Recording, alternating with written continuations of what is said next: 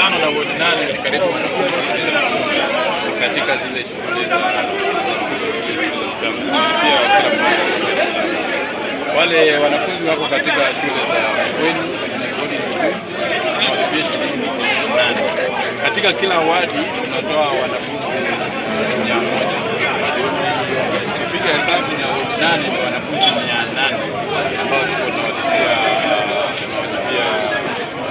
basari shilingi 800. Hiyo inakuwa shilingi 6 milioni 6. Wale wa day school tunawalipia shilingi milioni 20.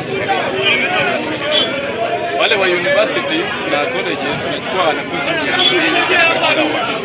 katika kila wadi na wodi zile kama za 8 tuko na kulipia kiasi cha shilingi milioni 16. Wale wanafunzi wa colleges na universities wanalipia shilingi. Tumeangalia pia kwamba kuna wale vijana wetu wa bodaboda. Wale vijana pia wengine hawana leseni, wana changamoto nyingi sana. Tumesema baada ya kumalizana hao wanafunzi wa shule, tunataka kuanza mkutano kufanya vetting wale wana bodaboda. Kwa sababu wakati ule tunasema wao wenyewe wachaguane, lakini exercise ile haikufanywa vizuri sana. Tunataka mwaka huu pia tukufanyie vetting wale vijana wa bodaboda ambao tunaweza kupatia baadhi wale pia driving schools za kujifunza skills. Kuna wale vijana wetu tena wengi kule kwa stage.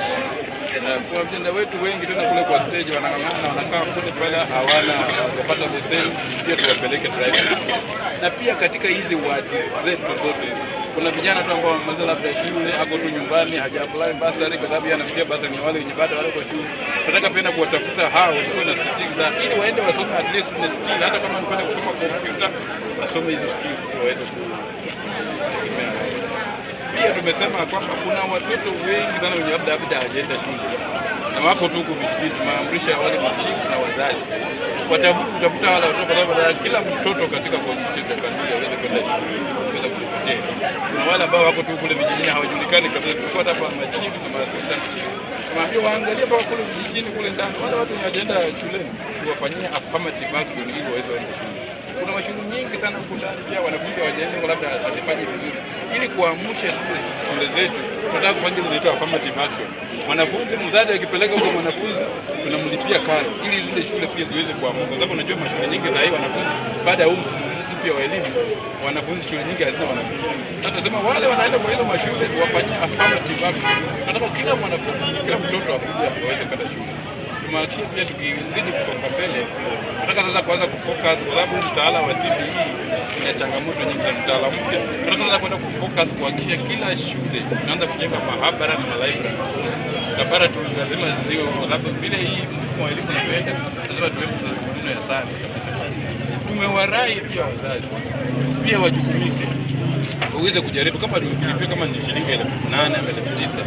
Kile kilichobakia kule juu waweze ku top up wanafunzi wa baki shule. Tumeambia pia wanafunzi walimu wa shule kwa wasifukuze wanafunzi kurudi nyumbani. Unataka kuona wanafunzi kila wakati wako kwa barabara au kwa at least retain wanafunzi waweze kukaa kwa shule wasifukuze wanafunzi. Pia katika huu mkutano tumetupatia ile summary ya results za mwaka jana bila kufanya. Tumeambia kwamba TSC isikuwe ina transfer tu walimu hivi bila kuwahusisha wale stakeholders wengine. Kwa hiyo tunasema kama shule inafanya vizuri na mwalimu ambaye yuko hapa ni mzuri, iko haja gani kutoa hapo? You think if it is working don't fix it. Lakini kuna shule zingine ambazo zina changamoto. Kwa sababu ukiangalia katika hizo results around 31 schools drop. Tunataka tukae kwa mkutano tujiulize why these schools drop. Tujiulize kwa nini, tunaweza mikakati gani kuhakikisha kwamba hizo shule zote zinakuwa. Pia tumewarai wazazi waweze kuwa karibu na walimu wa shule. Kwa sababu wazazi wengi sana hawataki kujukumika. Wanasema mwalimu alienda shule, mbunge ndiye atalipia watoto. Wazazi wajukumika, wahakikishe kwamba watoto wanapata sio tu masomo, wanapata masomo.